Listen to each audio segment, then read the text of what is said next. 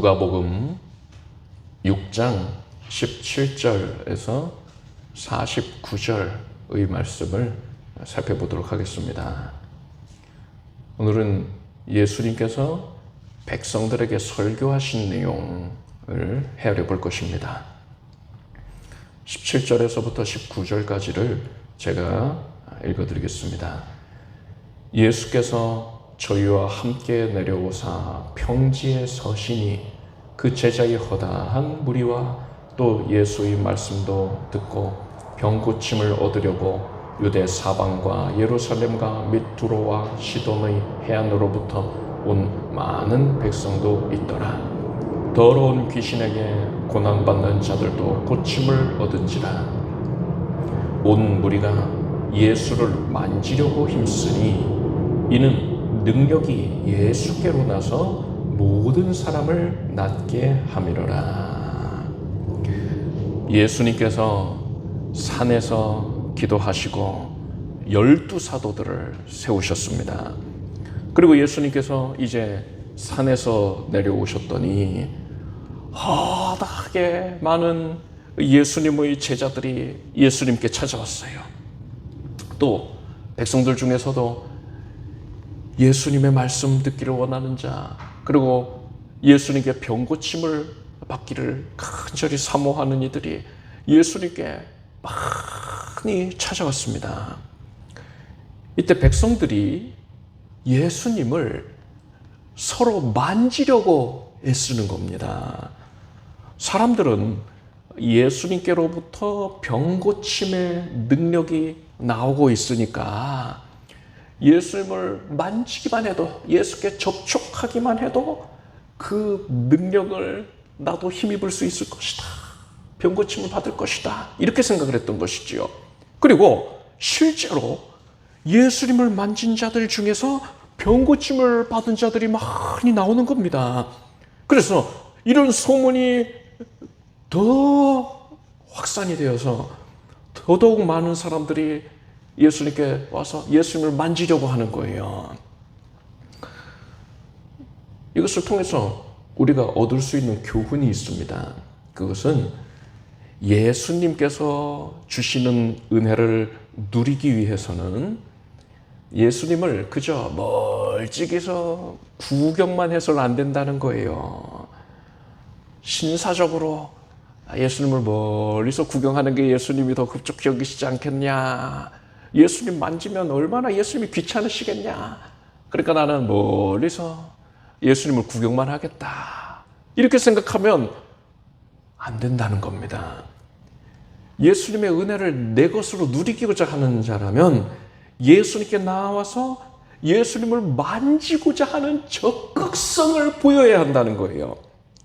여러분, 만약에 헤롯 대왕에게 사람들이 찾아와서 자꾸만 헤롯을 만지려고 한다면 그러면 그 헤롯이 어떤 반응을 보였겠습니까? 무엄하다 하면서 백성들을 꾸짖었을 것이고, 또 이 헤롯은 자기가 암살을 당할까 봐 전전긍긍하면서 살고 있었거든요. 그러니까 애초에 백성들이 가까이 다가오지 못하도록 울타리를 마련을 했을 거예요. 경호원들로 둘러싸서 백성들이 접근조차 못하게 했을 겁니다. 그렇지만 예수님께서는 백성들이 예수님께 나와서 예수님을 만지는 것을 금하시지를 않았단 말입니다. 예수님께서는요, 훗날 이 12해 동안 혈루증을 앓던 여인이 예수님을 만지고서 치료를 받으니까 예수께서는 일부러 그것을 공개적으로 드러내시면서 이 여인의 믿음을 칭찬해 주시기까지 한단 말입니다. 예수님께서는 왜 이 헤롯 대왕과는 정반대의 모습을 보이시는 것입니까? 이것은 부모의 마음을 생각해 보면 우리가 쉽게 이해할 수 있습니다. 부모는 자녀가 부모를 사랑해서 부모와 교제하기를 원하고 있어요. 그런데 자녀가 부모에게는 도통 관심이 없고 밥상에서도 그저 스마트폰만 들여다보고 있다면 부모의 마음이 얼마나 속상하겠습니까? 부모는 자녀가 부모에게 집중하고 부모에게 나아오기를 원하는 거예요. 예수님께서도 사람에게 이것을 원하셨던 겁니다. 그렇기 때문에 예수님께서는 백성들이 예수님을 바라보고 적극적으로 예수께 주목하고 예수께 나와서 예수님을 만지는 것, 이것을 불편하게 여기신 게 아니에요. 너무나 백성들이 성가시게 구는데도 불구하고 예수께서는 그것을 오히려 기쁘게 여기셨던 것입니다. 따라서 우리는 우리의 모든 관심을 오직 예수님께만 집중해야 하는 것입니다. 우리는 마음을 전념하여서 예수님께만 나아가야 되는 겁니다. 예수님께서는 세례 요한의 때부터 지금까지 천국은 침노를 당하나니 침노하는 자는 빼앗느니라, 이렇게 말씀하셨습니다. 천국은 하나님의 보좌가 있는 곳입니다. 하나님이 계시는 그곳이 바로 천국이라고 할 수가 있어요. 그래서 성도는 하나님의 보좌를 향해서 나아가야 되는데, 이때에 침노하는 자처럼 적극성을 가지고 나아가야 된다는 거예요. 여러분, 침노가 무엇이냐? 침략하는 겁니다. 노략질하는 거예요. 이러한 생각을 해보시면 됩니다. 옛적에 고려 시대에, 그리고 또 조선 시대에 그 북쪽 변방의 오랑캐들이 한반도의 북쪽 지역을 빈번하게 침략을 하곤 했습니다. 이때에 이 오랑캐들이 천천히 느긋하게 그 국경을 지나서 들어왔을까요? 아닙니다. 이들은 말을 타고서 전력 질주를 해서 국경 수비대의 그 경계망을 뚫고 민가로 달려들어갔던 거예요. 만약에 이들이 천천히 느긋하게 들어온다면, 그러면은 군병들이 방비를 철저히 할 것이 아닙니까? 막 나팔이 울려 퍼지고 비상사태가 선포가 되어서 군병들이 다 준비가 되어서 화살을 장전을 하고 있을 거예요. 그런 상태가 되는 겁니다. 백성들은, 이 마을에 살고 있던 백성들은 모두 다 대피를 할 것입니다. 그리고 감 나가는 것은 모두 어딘가에 꽁꽁 숨겨놓겠죠. 그것을 이 오랑캐들이 알기 때문에 오랑캐들이 침략을 할 때에는, 침노를 할 때에는 다른 건 보지를 않습니다. 화살이 날아든다 하더라도, 그래서 그 화살에 의해서 내 옆에 같이 말 타고 가던 내 동료가 화살에 맞아서 쓰러져 죽어간다 하더라도 거기에 아랑곳하지 아니하고 전력 질주를 해서 그 민가로 달려들었던 거예요. 그래야지만 노략질을 할 수가 있는 겁니다. 우리가 하나님의 은혜를 받기를 원한다면 바로 이런 마음을 가져야 한다는 겁니다. 하나님의 은혜를 그저 멀리서 망원경으로만 구경하려고 지켜보려고만 할 것이 아니라 하나님의 은혜의 장중으로 적극적으로 뛰어들어야 된다는 거예요. 백성들이 예수님을 만지려고 할 때에 예수님 주위에 있던 사람들은 백성들에게, 너희가 이런 행동을 하면, 예수님을 자꾸 만지려고 그러면 예수님이 그거 싫어하시지. 그거 당연한 거 아니야? 내가 예수님 잘 아는데 그거 싫어하실 거야. 이러면서 백성들을 정죄했을 거예요. 그런 사람들이 당연히 있었겠죠. 아이들이 나오는 것을 막아서려고 하지도 않았습니까? 당연히 백성들이 예수님 만지는 거를 극구 만류하는 자들이 많았을 겁니다. 여러분, 이것처럼 마귀는 우리가 하나님께 적극성을 가지고 뛰어들 때에, 그때에 마귀가 뭐라고 하느냐? 어떻게 합니까? 마귀가 우리를 향해서 불화살을 날리는 거예요. 정죄하는 겁니다. 마귀는 불화살을 쏘아대면서 이 불화살은 하나님이 너를 싫어하기 때문에 네가 하나님께 가까이 나가지 못하게 하려고 하나님이 쏘시는 거야 하면서 거짓말을 해야 된단 말입니다. 그렇지만 우리는 거기에 속아서는 안 돼요. 우리는 어떤 상황에도 아랑곳하지 아니하고 하나님께 달려들어야 하는 것입니다. 옆에 동료가 화살에 맞아 죽어 떨어진다 하더라도 그래도 마음 쓰지 말고 전력질주해야 한다고 했잖아요. 그런 마음이어야 돼요. 어떤 환난과 핍박에도 굴하지 아니하고 우리는 적극적으로 예수님께 달려들어서 그 품에 안겨야 하는 것입니다. 바로 그때에 하나님의 은혜가 우리를 뒤덮어 주십니다. 문제가 해결될 겁니다. 병 고침을 받게 될 거예요. 여러분은 예수님께 적극적으로 달려들어서 예수님께서 날 위하여 예비해 놓으신, 나에게 베푸시기로 작정하여 놓으신 바로 그 은혜를 풍성히 취하여 누리게 되길 바랍니다. 취하여 누리게 되길 바랍니다. 20절에서부터 26절까지를 제가 읽어드리겠습니다. 예수께서 눈을 들어 제자들을 보시고 가라사대 가난한 자는 복이 있나니 하나님의 나라가 너희 것이며 이제 줄인 자는 복이 있나니 너희가 배부름을 얻을 것이며 이제 우는 자는 복이 있나니 너희가 웃을 것이며 인자를 인하여 사람들이 너희를 미워하며 멀리하고 욕하고 너희 이름을 악하다 하여 버릴 때에는 너희에게 복이 있도다. 그날에 기뻐하고 뛰놀라 하늘에서 너희 상이 큼이라. 저희 조상들이 선지자들에게 이와 같이 하였느니라. 그러나 화 있을진저 너희 부요한 자여 너희는 너희의 위로를 이미 받았도다. 화 있을진저 너희 이제 배부른 자여 너희는 주리리로다. 화 있을진저 너희 이제 웃는 자여 너희가 애통하며 울리로다. 모든 사람이 너희를 칭찬하면 화가 있도다. 저희 조상들이 거짓 선지자들에게 이와 같이 하였느니라. 예수님께서는 모든 사람이 너희를 칭찬하면 너희에게 화가 있다 이렇게 선언하셨습니다.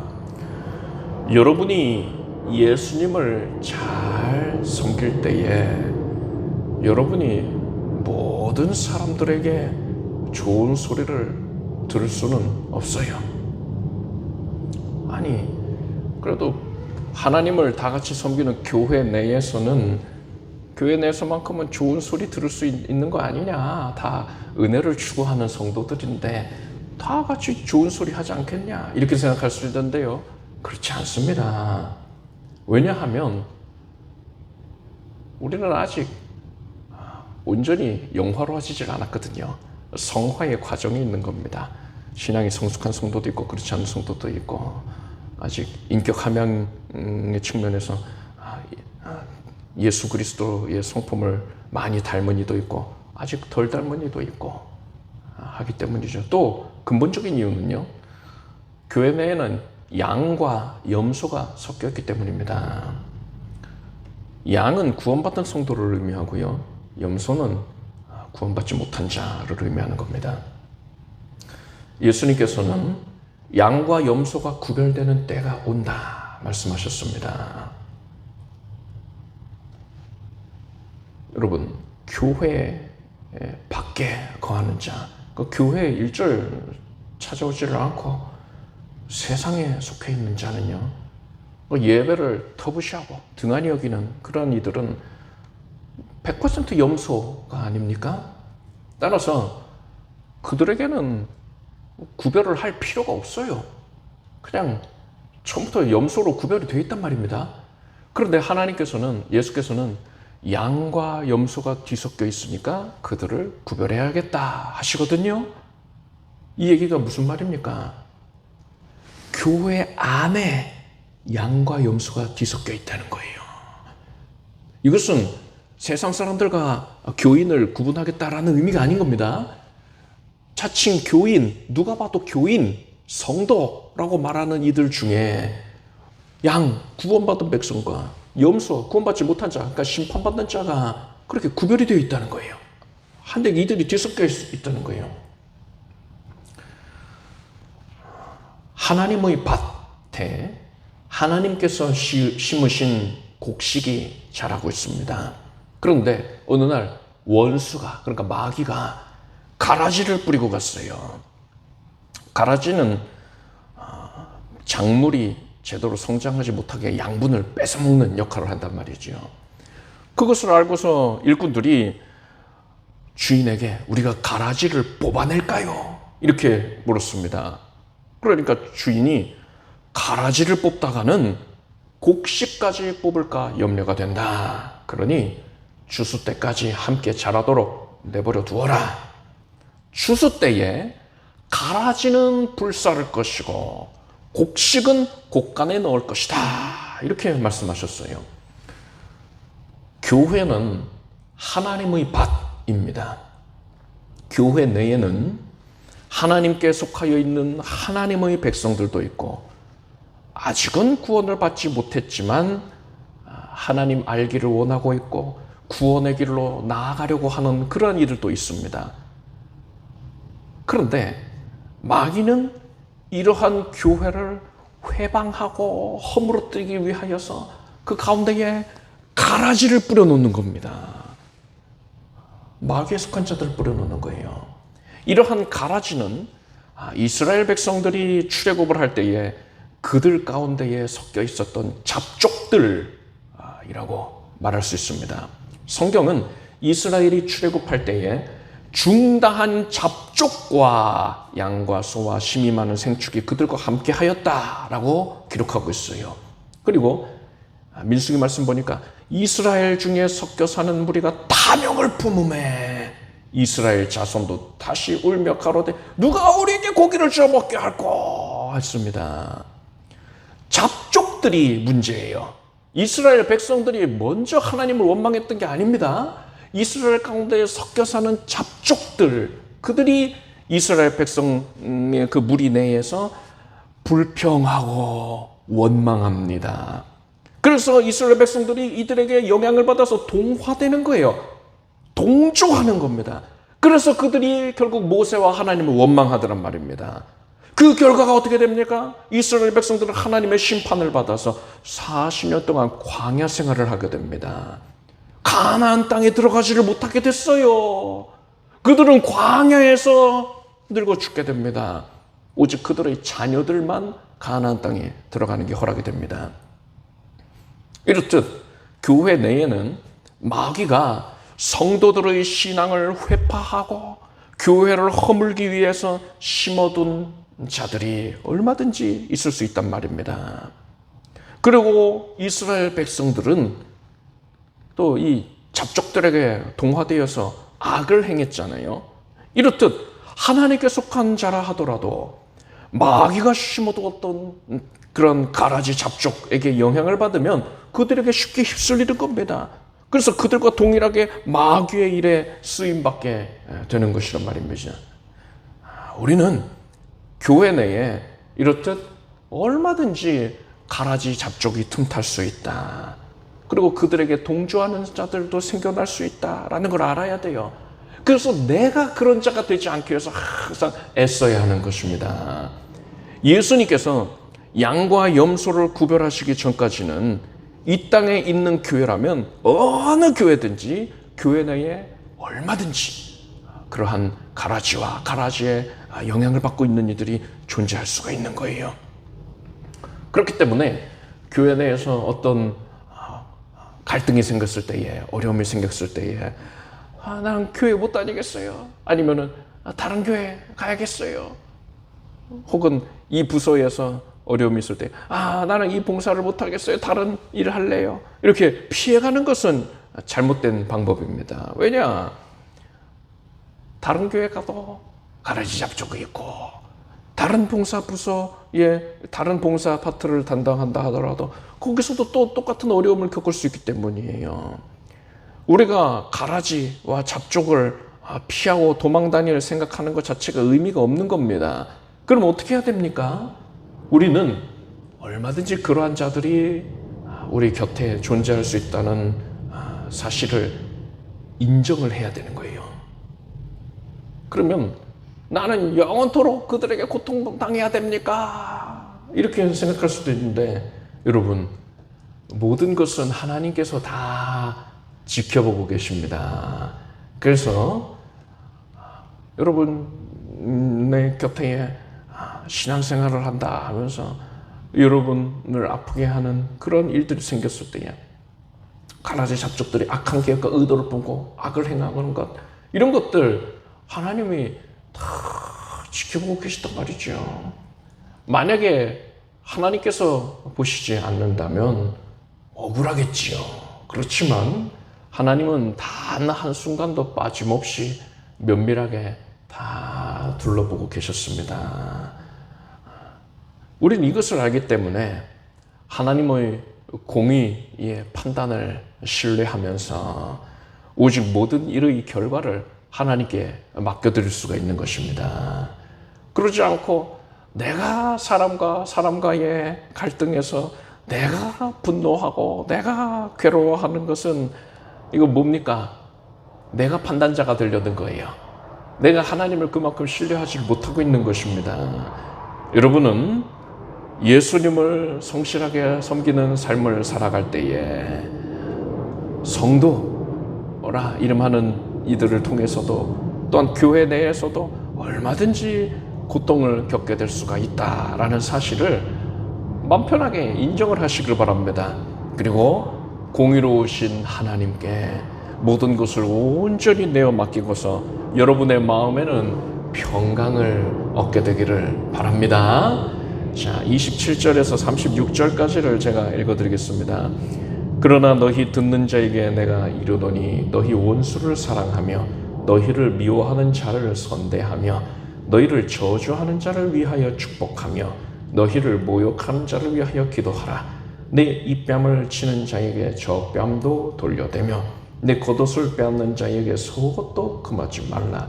무릇 내게 구하는 자에게 주며 내 것을 가져가는 자에게 다시 달라지 말며 남에게 대접을 받고자 하는 대로 너희도 남을 대접하라. 너희가 만일 너희를 사랑하는 자를 사랑하면 칭찬받을 것이 무엇이뇨? 주인들도 사랑하는 자를 사랑하느니라. 너희가 만일 선대하는 자를 선대하면 칭찬받을 것이 무엇이뇨? 주인들도 이렇게 하느니라. 너희가 받기를 바라고 사람들에게 빌리면 칭찬받을 것이 무엇이뇨? 주인들도 을수히 받고자 하여 죄인에게 빌리느니라. 오직 너희는 원수를 사랑하고 선대하며 아무것도 바라지 말고 빌리라. 그리하면 너희의 상이 클 것이요 또 지극히 높으신 이의 아들이 되리니 그는 은혜를 모르는 자와 악한 자에게도 인자로우시니라. 너희 아버지의 자비하심 같이 너희도 자비하라. 예수님께서는 우리에게 원수를 용서하고 선을 베풀어라 이렇게 말씀하셨습니다. 예수님께서 비유로 하신 말씀에 어느 주인이 1만 달란트를 빚진 자의 그 모든 빚을 다 탕감을 해줬습니다. 요즘 물가로 치면 1만 달란트는 약 6조 원에 해당하는 엄청난 금액이에요. 상상하기 힘든 큰 금액이지요. 이런 빚을 졌다는 개인이 빚을 졌다는 것은 도저히 개인으로서는 갚을 능력이 없는 그런 상태이다라는 걸 강조하는 표현인 것이지요. 그런데 이렇게 1만 달란트를 빚진 자가 다 탕감을 받았단 말이죠. 탕감을 받았으니 얼마나 기쁘겠습니까? 이 사람은 기뻐서 이제 집에 돌아오겠는데 자신한테 100데나리온을 빚진 자를 만납니다. 100데나리온은 요즘 물가로 치면 한 1,000만 원 가량 된다고 볼 수가 있습니다. 적은 금액이 아니지요. 대단히 큰 금액인데 그런 1,000만 원을 나한테 빌려가서 안 갖고 있는 사람을 만난 거예요. 그런데 그 사람을 1만 달란트 탕감받은 자가 그 사람을 붙잡고는 왜 빚을 안 갚느냐 하면서 핍박을 합니다. 큰 고통을 안겨줬어요. 그러자 주인이 이 사실을 알게 됩니다. 주인은 1만 달란트 빚진 자에게 탕감 받았던 사실을 철회해 버렸어요. 1만 달란트를 너는 제대로 갚으라, 이렇게 말을 합니다. 여러분, 우리는 지극히 무거운 죄로 말미암아서 하나님과 원수가 된 자들이었습니다. 우리가 이 죄의 무게가 너무나 심하기 때문에 그 죄를 도저히 씻을 수가 없어요. 죄의 짐을 조금도 벗지를 못합니다. 그래서 죽어서는 결국 지옥 불구덩이에 던져져야 마땅한 자들이란 말입니다. 그런데 웬 말인지, 웬 은혜인지 하나님께서 우리를 불쌍하게 여기셔서, 우리를 사랑해 주셔서 우리를 하나님의 자녀로 친히 선택해 주셨습니다. 독생자 외아들을 우리에게 보내주셔서 우리를 대신에 죽임을 당하게 하심으로써 우리의 그 추악한 죄, 시뻘건 죄를 다 사하여 주시고 우리를 구원해 주셨단 말입니다. 여러분, 우리는 1만 달란트를 탕감받은 자보다도 더 큰 압도적인 빚을 탕감받은 자임을 여러분 믿으시기를 바랍니다. 따라서 우리는 모든 이들에게 죄를 지은 자들을 용서해 주는 게 합당한 것이에요. 우리는 오늘 본문의 예수님의 말씀을 문자 그대로 지켜야 합니다. 우리는 나에게 죄 지은 자를 용서하고 용납해 주어야 하는 것입니다. 다른 이가 나에게 죄를 지었거든 70번씩 7번이라도 그것을 용서해 주는 관용을 베풀어야 하는 겁니다.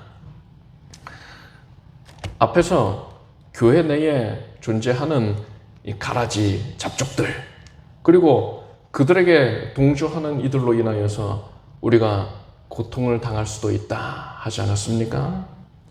우리는 내가 예수님의 은혜로 구원을 받은 자가 맞다면 심지어 그들에 대해서도, 나를 괴롭게 하는 그들에 대하여서도 용서를 베풀어야 하는 겁니다. 그런데 이때도요, 우리는 분별력을 발휘를 해야 합니다. 우리가 용서해 줄 수 없는 죄도 있기 때문입니다. 신약 성경을 보면 사도 바울은 다른 형제의 죄를 사하여 줄 것을 대하여서 명령을 하면서도 어떤 이들에 대해서는 내가 그들을 사단에게 내어주었다, 이렇게 선언을 하고 있습니다. 우리는 사도 바울이 이토록 엄하게 조치하는 그러한 죄가 있다라는 사실을 알아야 돼요. 이것을 알지 못하고 그저 용서해 주는 게 제일이야 이렇게 하고 있다면 이거는 큰 문제를 야기한단 말입니다. 여러분, 경찰이 길거리에서 술주정을 하고 있는 사람, 또 소란을 피우고 있는 사람을 체포해 왔습니다. 경찰은 이 사람을 크게 꾸짖고는 훈방 조치를 했습니다. 이것은, 이러한 처리는 우리가 충분히 납득할 수 있는 그런 방식이라고 할 수 있지요. 그런데 경찰이 이번에는 살인죄를 지었던 사람을 체포했는데 그 사람에게 똑같이 훈방 조치를 하는 거예요. 이것은 사회적으로 볼 때에 절대로 용납될 수가 없는 조치입니다. 만약에 경찰이 이런 식으로 대충 처리를 한다면 이 경찰은 오히려 처벌을 받아야 될 거예요. 사회적으로 볼 때에 용납되어서는 안 되는 죄가 분명히 존재하기 때문입니다. 자, 그렇다면 사도 바울이 반드시 엄하게 처벌하였던 죄, 그 죄가 도대체 뭘까요? 이 말을 듣고서 또 성경 잘 아시는 성도님들께서는 성령 해방죄를 얘기하려나 보다 이렇게 생각하실 분이 계실지도 모르겠습니다. 제가 머지않은 때 성령 해방죄에 대해서는 자세하게 또 다룰 것입니다. 그런데 중요한 건 이거예요. 성령 회방죄는 사람이 판단할 수 있는 죄가 아닙니다. 성령 회방죄가 무엇이냐? 제가 지금 성경의 여러 구절들을 다 언급할 수는 없지만 시간 관계상 그렇게 자세히 설명드리지 못하지만 성령 회방죄는 메시아에 대한 믿음을 가지고 있던 자가 그 믿음을 배반을 하는 겁니다. 그런데 사람은 사람의 마음을 꿰뚫어 보질 못하잖아요. 그러니까 다른 사람이 성령 회방죄 지었는지 사람은 정확하게 알 길이 없단 말입니다. 근데 예수님은 다르죠. 예수님은 바리새인들에게 그들이 성령 회방죄를 지었다 이렇게 정죄를 하신 일이 있는데 이것은 예수님이시니까 가능한 겁니다. 사람은 함부로 당신이 성령을 회방했어 이런 식으로 정죄하면 안 되는 겁니다. 자, 그렇다면 사도 바울이 엄하게 처벌을 했던 그 죄는 도대체 뭘까요? 그것은 바로 교회를 허무는 죄였습니다. 무엇이 교회를 허무는 것입니까? 여러 가지를 들 수가 있어요. 그런데 오늘날에 가장 대표적으로 우리가 들 수 있는 것, 우리 곁에 가까이 다가와 있는 그런 문제들로는 가장 대표적으로 신천지들의 전략을 들 수가 있습니다. 신천지가 교회에 잠입해 들어와서 어떻게 일하느냐? 성도와 담임 목사의 사이를 갈라놓기 위해서 무던히 애를 씁니다. 이것을 위해서 성도들에게 담임 목사를 비방을 하고 험담을 합니다. 그리고 성도들이 특히 담임 목사를 신뢰하지 못하게 만들기 위하여서 설교에 대하여서 그렇게 비방을 해요. 그래서 목자와 양의 사이를 이간질을 하는 것입니다. 이 외에도 교회를 허무는 방법은 다양하게 있지만 이게 가장 대표적인 방법이란 말입니다. 오늘날 가장 우리가 주의해야 할, 경계해야 할 그런 부분이란 말입니다. 그래서 만약에 이런 짓을 하는 자가 있다 그러면 신천지가 하는 것과 다를 바가 없는 겁니다. 우리는 교회를 허무는 것과 또 성령을 회방하는 것, 이것이 어떤 관련이 있는지에 대해서는 알지 못합니다. 그렇지만 만약에 누군가가 교회를 허무는 짓을 한다면 여러분, 그것은 내가 용서해 줄 수 있는 범위를 벗어난 거예요.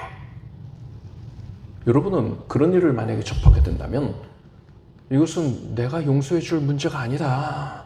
하나님께서 판단하시고 하나님께서 심판하실 일이다. 이 사실을 여러분은 분명하게 아시기를 바랍니다. 고통받는 것, 핍박하는 것, 핍박을 받게 되는 것, 이것이 나 개인에게 향하고 있다면 우리는 오늘 본문 말씀처럼 그것을 얼마든지 용납을 하고 또 그를 용서해 줄 수 있어야 할 것입니다. 그것을 위해 반드시 노력을 해야 돼요. 그렇지만 만약에 그 악한 자가 명백하게 교회를 허무는 짓을 한다라면 그것은 내가 용서할 일이 아니고 반드시 하나님께 정죄를 받고 심판을 받아야 하는 사안이다 라는 사실을 여러분은 아시길 바랍니다. 상황이 이런데도 불구하고 만약에 신천지 그런 노릇을 하는 그런 자들에게 내가 그를 용서했다 한다던가 그 사람을 용서해줘 이렇게 얘기를 하는 것도 분별이 없는 것이지요. 여러분은 교회 생활을 할 때에, 신앙생활을 할 때에 항상 이러한 신령한 분별력을 가지고서 용서와 관용을 베풀 수 있기를 바랍니다. 37절에서 45절까지를 제가 읽어드리겠습니다. 비판치 말라. 그리하면 너희가 비판을 받지 않을 것이요. 정죄하지 말라. 그리하면 너희가 정죄를 받지 않을 것이요. 용서하라. 그리하면 너희가 용서를 받을 것이요. 주라. 그리하면 너희에게 줄 것이니 곧 후히 되어 누르고 흔들어 넘치도록 하여 너희에게 안겨주리라. 너희의 헤아리는 그 헤아림으로 너희도 헤아림을 도로 받을 것이니라. 또 비유로 말씀하시되 소경이 소경을 인도할 수 있느냐? 둘이 다 구덩이에 빠지지 아니하겠느냐? 제자가 그 선생보다 높지 못하나 무릇 운 좋게 된 자는 그 선생과 같으리라. 어찌하여 형제의 눈 속에 있는 티는 보고 내 눈 속에 있는 들보는 깨닫지 못하느냐. 너는 내 눈 속에 있는 들보를 보지 못하면서 어찌하여 형제에게 말하기를 형제여 나로 내 눈 속에 있는 티를 빼게 하라 할 수 있느냐. 외식하는 자여 먼저 내 눈 속에서 들보를 빼어라. 그 후에야 네가 밝히 보고 형제의 눈 속에 있는 티를 빼리라. 못된 열매 맺는 좋은 나무가 없고 또 좋은 열매 맺는 못된 나무가 없느니라. 나무는 각각 그 열매로 아나니 가시나무에서 무화과를 또는 찔레에서 포도를 따지 못하느니라. 선한 사람은 마음의 쌓은 선에서 선을 내고 악한 자는 그 쌓은 악에서 악을 내나니 이는 마음의 가득한 것을 입으로 말함이니라. 예수님께서는 사람이 자기의 눈에 들어가 있는 들보, 즉 대들보, 여러분 대들보는 집을 세우는 그 중요 기둥 아닙니까? 대들보는 보지를 못하면서 다른 사람의 눈에 들어있는 티끌을 빼려고 한다, 이렇게 말씀하셨습니다. 요즘 말로 이것을 내로남불이라고 합니다. 내가 하면 로맨스고 남이 하면 불륜이다 라는 것이지요. 나는 안 하면서 남은 하게 하는 것, 나는 하면서 남은 못하게 하고, 나는 괜찮고 남은 안 된다라고 하는 것이지요. 이것은 예수께서 분명히 말씀하시는 거예요. 성도답지 못한 태도다. 이건 예수께서 가증하게 여기시는 모습이라는 겁니다. 그런데 우리가 설교를 들을 때에 나도 모르게 이런 모습을 보일 때가 있어요. 설교를 들으면서 이 말씀은 우리 남편이 들어야 되는데, 누구 집사님이 들어야 되는데 하면서 이 설교 들어야 되는 사람을 떠올리면서 그 사람한테 대입을 하고 있단 말이지요. 이거는 나는 이 말씀 앞에서 떳떳한데 그 사람이 이 말씀에 적용이 되는 자야, 이렇게 생각하는 겁니다. 여러분, 사람이 지어낸 교훈이라면 그것이 특정한 누군가에게만 적용이 되겠지요. 그렇지만 성경은, 우리가 믿는 성경은 사람의 저작물, 사람의 사상이 아니라 하나님의 말씀입니다. 그리고 설교자는 정녕 그 설교자가 하나님께서 선택하여서 말씀 증거자로 세운 이가 맞다면, 그냥 자기 욕심으로 나 뭐 사역자의 길을 가볼까 이런 생각 가지고서는 들어온 게 아니라 정녕 그 사람을 하나님이 지명해서 불러서 세우시고 기름을 부으신 게 맞다면 하나님께서 그 설교자에게는요 반드시 각별한 영감을 허락을 해 주십니다. 그리고 그 설교자가 하나님께로부터 받은 영감을 풀어서 사람의 말로 전달을 하는 것이 바로 설교일진데, 이러한 설교는 하나님께서 역사해 주심으로 말미암아서 듣는 모든 심령들에게 적용이 되는 것입니다. 사람 생각이 아니라 하나님의 영감이기 때문에 그런 거예요. 따라서 어떤 설교 말씀을 듣고서 나에게는 적용을 하려고 하지 않고 그것을 위해서 애쓰는 것이 아니라 나는 됐고 다른 누군가한테 적용을 해야 돼, 이렇게 생각을 하고 있다면 이게 바로 오늘 예수께서 꾸짖고 계시는 내로남불의 모습인 것입니다. 여러분은 성경 말씀 앞에서 그리고 설교를 들을 때에 그것을 나 자신에게 적용하기를 적극적으로 힘쓰게 되기를 바랍니다. 45절을 보니까 선한 사람은 마음의 쌓은 선에서 선을 내고 악한 자는 그 쌓은 악에서 악을 내나니 이는 마음의 가득한 것을 입으로 말함이니라 했습니다. 어느 사람이 말을 하는 것을 들어보면 그의 마음이 무엇으로 채워져 있는가를 알 수가 있습니다. 사람이 마귀의 마음을 품고 있으면 그 사람은 남을 헐뜯고 비방하고 정죄하는 그런 말을 할 것이고, 그 사람이 예수 그리스도의 마음을 품고 있다면 그는 선하고 온유하고 인자한 말을 하게 되는 것입니다. 여러분 안에는 예수 그리스도께서 성령으로 거하고 계십니다. 따라서 여러분은 예수님을 모시고 있는 자예요. 그러한 자답게 여러분은 항상 남을 배려해주고 위해주고 위로해주고 세워주고 그를 살리는 그러한 말을 하게 되기를 바랍니다. 그러한 말을 의도적으로 해야 돼요. 믿음은 들음에서 난다 라고 했으니까 우리가 그런 말을 함으로써 우리가 그 말을 듣게 된단 말이에요. 내 영혼이 그 말을 듣게 돼요. 그래서 우리의 내면이 예수님의 마음과 같이 변화가 되는 겁니다. 그 마음의 일치가 되는 거예요. 그렇기 때문에 우리에게서부터 또다시 선한 말이 나오게 되는 것입니다. 여러분은 예수님을 모신 자답게 항상 예수님의 성품에 입각한 말하기를 힘쓰기를 바랍니다. 그래서 예수님의 성품을 더욱더 담게 되기를 축복합니다. 46절에서 49절까지를 제가 읽어드리겠습니다. 너희는 나를 불러 주여 주여 하면서도 어찌하여 나의 말하는 것을 행치 아니하느냐. 내게 나와 내 말을 듣고 행하는 자마다 누구와 같은 것을 너희에게 보이리라.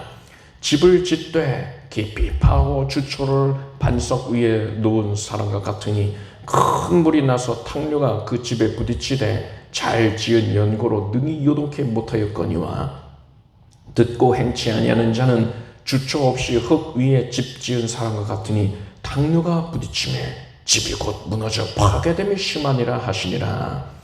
예수님께서는 말씀을 듣고서 행하지 아니하는 자는 주초 없이 흙 위에, 그러니까 기초 없이 흙 위에다가 아무렇게나 대충 집을 지은 사람과 같다. 그래서 탕류가 부딪히면 집이 무너지게 된다라고 했습니다. 비가 와서 흙탕물이 특히 밀려 내려왔을 때 그 집은 무너져 버리게 될 거예요.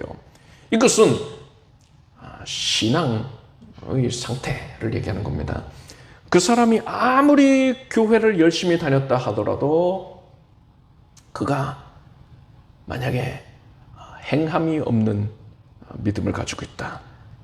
그러면 그 믿음은 헛것이라는 거예요.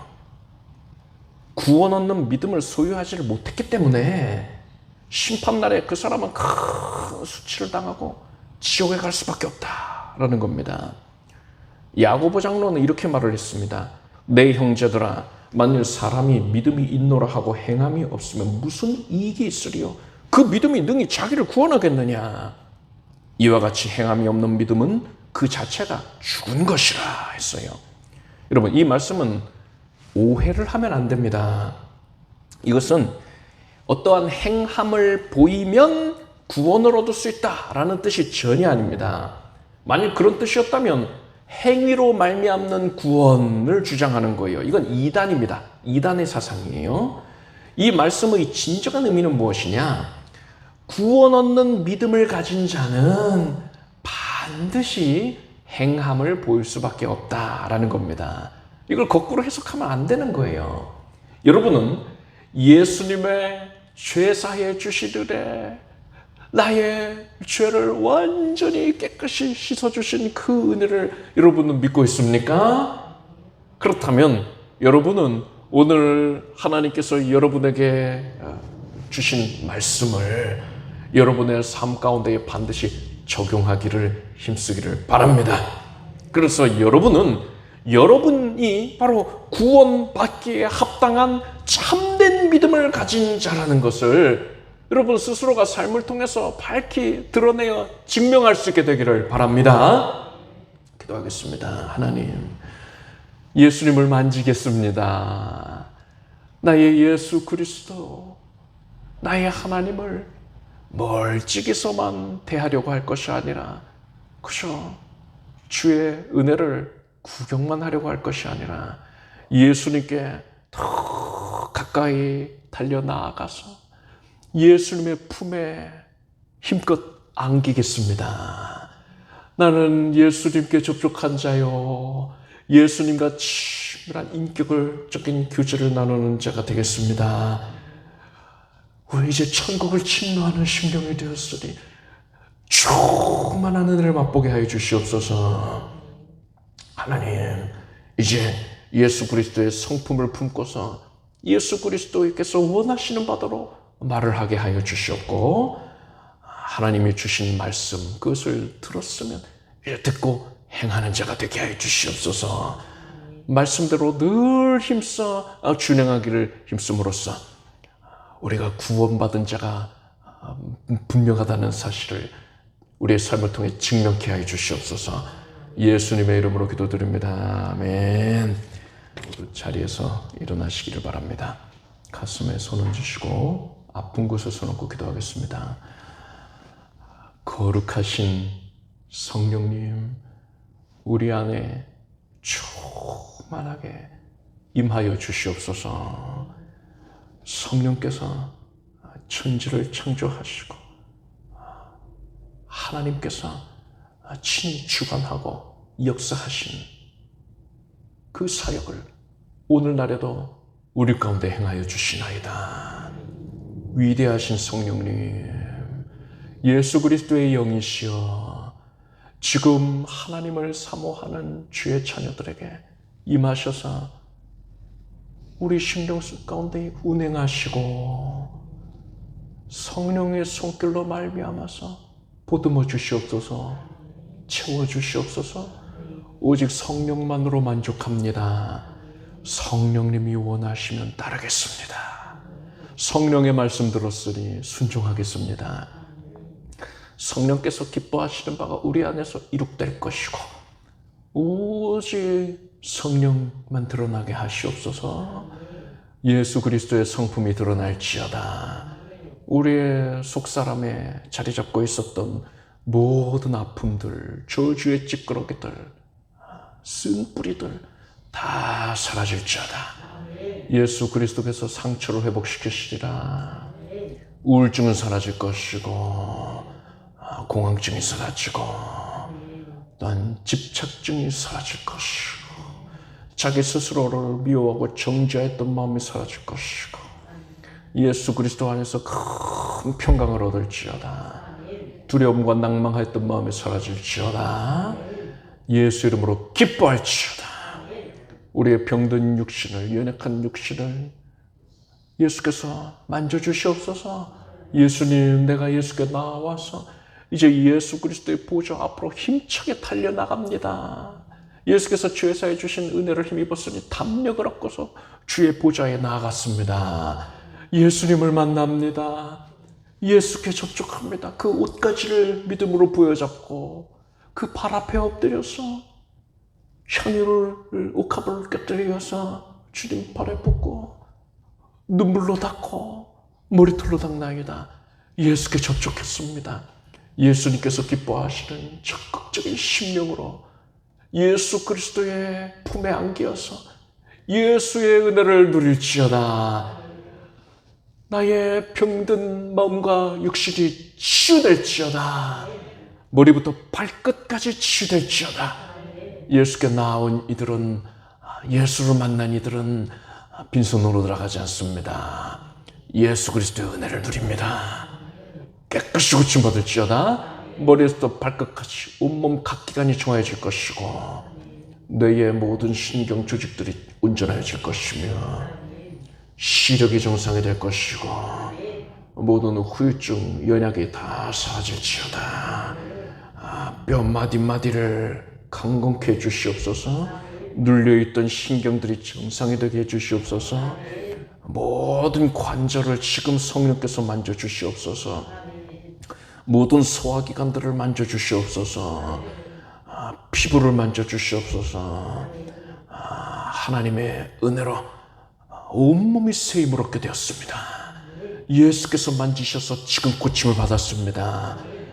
통증이 사라집니다. 연약이 사라집니다. 강건하게 되었습니다. 예수님의 은혜입니다.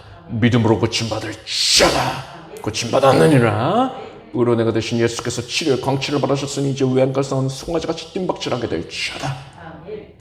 모든 당면한 문제들, 그것은 예수를 더 의지하는 제목이 되었고 예수님의 권능을 체험할 제목이 되었느니라. 약함을 인하여서 하나님의 능력을 온전히 믿게 되었느니라. 이제 문제가 변하여 축복이 된 것을 확인할지어다. 홍해가 갈라진 것을 볼 것이고 여리고 성이 무너진 것도 보게 될지어다. 닫혀있던 문들이 다 열려질지어다. 이루고자 하는 바가 다 성취되게 해주시고 모든 계획이, 추진 중인 계획이 하나님의 은혜로 이룩되었다고 고백하게 해 주시옵소서. 예수님의 이름으로 기도드립니다. 아멘. 믿은 대로 될지어다. 하나님께 박수 영광 올리겠습니다. 자리에 앉으십시오.